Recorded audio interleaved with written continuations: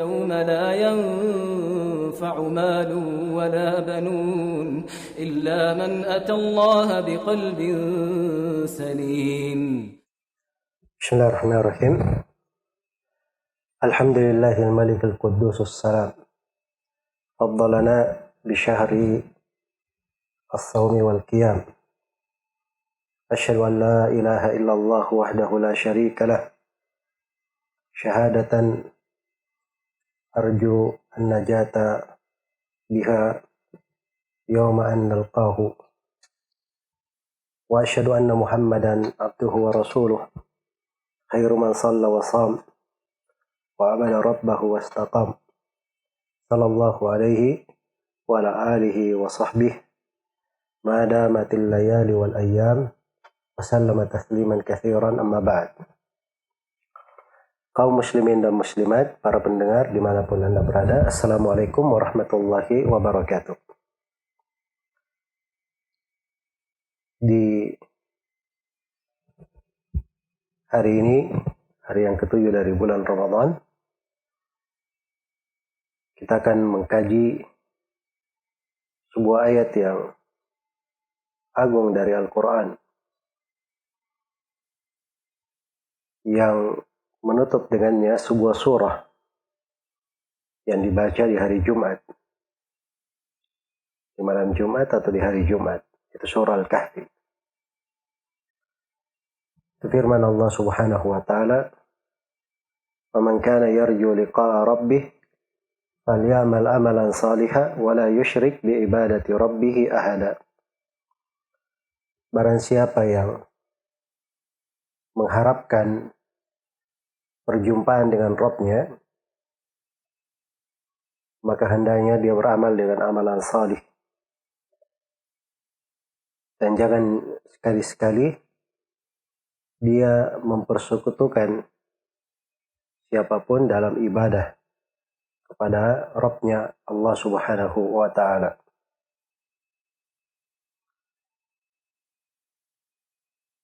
Ini dasar yang penting di dalam beragama bagi yang menghendaki keselamatan.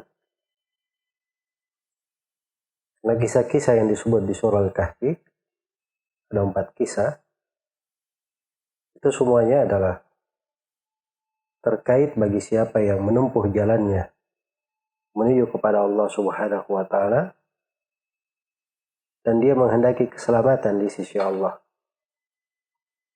Orang-orang yang selamat itulah orang-orang yang mengharapkan perjumpaan dengan Rabb-nya. Faman kana yarju liqa'a rabbi, siapa yang selalu berharap liqa'a rabbih, berjumpa dengan Rabb-nya, menghadap kepada Allah Subhanahu wa ta'ala. Liqa ditafsirkan dengan 2 penafsiran. Ada yang mengatakan liqa rabbih bermakna al-mulaqah. Dia berjumpa dengan Allah di hari kiamat dalam keadaan dia berbahagia dengan amalannya, bisa berharap dengannya. Maka kalau dia ingin perjumpaan yang seperti itu, penuhi 2 syarat yang diterangkan pada kelanjutan ayat. Dan di antara ulama ahli tafsir, ada yang menafsirkan liqa'a rabbih bermakna melihat Allah di hari kiamat. Siapa yang berharap untuk melihat wajah Allah di dalam sorga, yang melihat wajah Allah di dalam sorga itu adalah kenikmatan yang paling besar. Tidak ada nikmat yang lebih besar bagi penduduk sorga melebihi itu. Ya, kalau dia mengharapkan perjumpaan dengan Allah, perhatikan 2 syaratnya. Apa 2 syaratnya? Falyamal amalan salihan. Hendaknya dia beramal dengan amalan yang salih. Apa yang dimaksud dengan amalan salih? Ini sebenarnya pertanyaan yang harusnya kita mengerti jawabannya. Sebab disayangkan kalau banyak kegiatan, aktivitas kita kerjakan, kita sangka itu amalan salih, ternyata tampak bahwa itu bukan amalan salih. Amalan salih itu adalah apa yang terpenuhi padanya 3 syarat. Syarat yang pertama, tauhid. Dia adalah orang yang memurnikan ibadahnya. Orang yang memurnikan ibadahnya kepada Allah Subhanahu wa ta'ala. Orang yang benar keislamannya dan keimanannya. Syarat yang kedua, ikhlas. Dan syarat yang ketiga, sesuai dengan petunjuk Nabi Sallallahu Alaihi Wasallam, di atas tuntunan Nabi. Ini 3 syarat, dan itulah beragama. Diterangkan dalam sebuah ayat, itu firman Allah Subhanahu wa ta'ala, wa ma umiru illa liya'budullaha mukhlishina lahuddin hunafa wa yuqimus salata wa yu'tuz zakata wa dzalika dinul qayyim. Tidaklah mereka diperintah. Ini syarat harus sesuai dengan tuntunan Nabi. Karena agama ini semuanya dasarnya perintah. Dasarnya adalah wahyu. Ada keterangan dari Rasulullah Sallallahu Alaihi Wasallam. Agama kita ini sudah lengkap tuntunannya, sudah jelas. Semuanya diterangkan oleh Nabi. Apa saja yang kita perlukan, ada penjelasannya oleh Rasulullah Sallallahu Alaihi Wasallam. Makanya siapa yang beramal tidak di atas tuntunan Nabi, maka Nabi telah menegaskan, man amila amalan laisa alaihi amruna fahuwa rad. Siapa yang beramal dengan sebuah amalan tidak dibangun di atas tuntunan kami, maka amalan tersebut adalah tertolak. Wa ma umiru, tidaklah mereka diperintah illa liya'budullaha mukhlishina lahuddin, kecuali untuk beribadah kepada Allah dengan mengikhlaskan agama, mengikhlaskan ketaatan hanya kepadanya. Syarat ikhlas. Seorang itu hendaknya dia berlaku ikhlas di dalam setiap amalannya.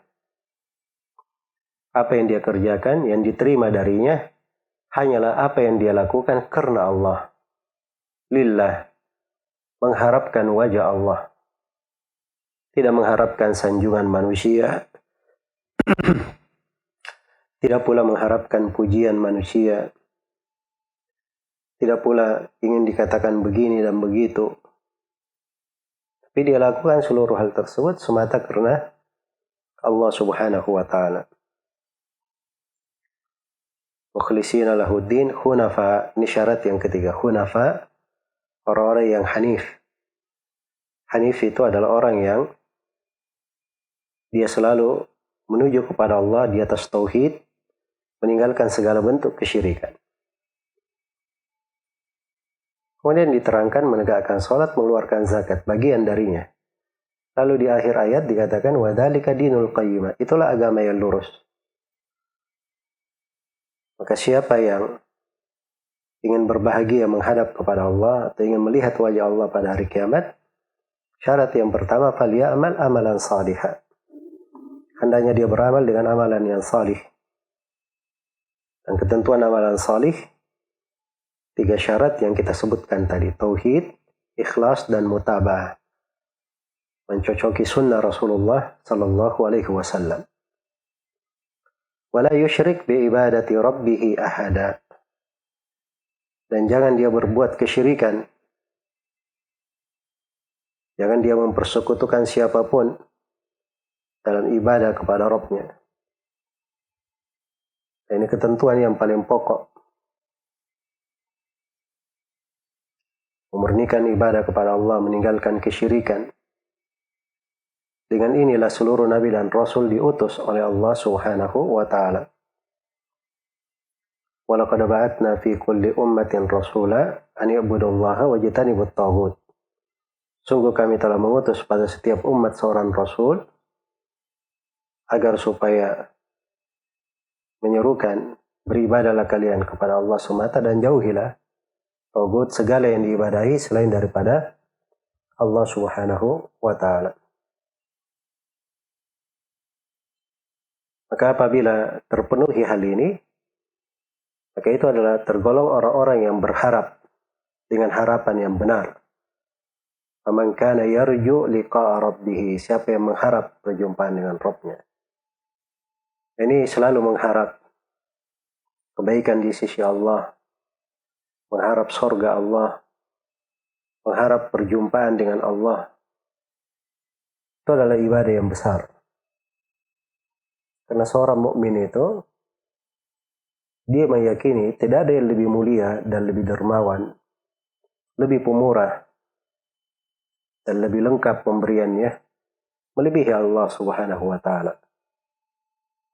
Maka dia menganggap kenikmatan yang terbesarnya adalah ketika dia berjumpa dengan Allah Subhanahu wa Ta'ala. Ini mana-mana yang sangat agung yang hendaknya diperhatikan oleh setiap muslim dan muslimah di dalam kehidupannya, agar supaya dia selalu terdorong untuk melangkah lebih cepat menuju kepada Allah. Harapan itu pasti disertai dengan amalan. Sebab orang yang berharap kemudian tidak beramal, itu bukan berharap namanya, itu namanya berangan-angan. Kalau dia hanya menginginkan sesuatu tapi tidak beramal, maka itu namanya berangan-angan. Dan itu bukan jenis harapan yang dianjurkan di dalam syariat, bahkan itu adalah hal yang dicela. Apalagi kalau dia berharap, akhirnya dia putus asa dari beramal. Dan ini akan memasukkannya ke dalam pintu kehancuran, wal'iyadzubillah. Karena itu orang yang berharap, itu akan menuntunnya untuk lebih giat beribadah, lebih banyak beraktivitas. Dia berharap di segala keadaan. Di kondisi misalnya sedang ada ujian dan cobaan yang membuat banyak manusia terbatasi aktivitasnya, lebih banyak di rumah, itu tidak menghalanginya karena dia memiliki harapan yang tinggi, harapan untuk negeri akhirat. Musim-musim ketaatan dia gunakan dengan sangat baik. Dan bulan yang agung ini, pintu-pintu harapan sangatlah luas dan sangat besar. Bayangkan Rasulullah telah menyebutkan wa futtihat abwabul jannah, telah dibuka pintu-pintu surga di bulan Ramadan ini. Maka hendaknya seorang itu selalu memperbaiki niatnya, keikhlasannya, harapannya kepada Allah Subhanahu wa Ta'ala. Semoga Allah Subhanahu wa Ta'ala selalu membimbing kita semua di atas jalan yang lurus, mengampuni segala dosa dan kesalahan. Dan semoga Allah Subhanahu wa Ta'ala selalu memperindah kondisi hati kita, menghiasinya dengan keimanan, ketakwaan, dan amalan-amalan hati yang membuatnya lebih dekat kepada Allah. Innahu waliyyu dzalika wal qadiru alaihi, wallahu ta'ala a'lam.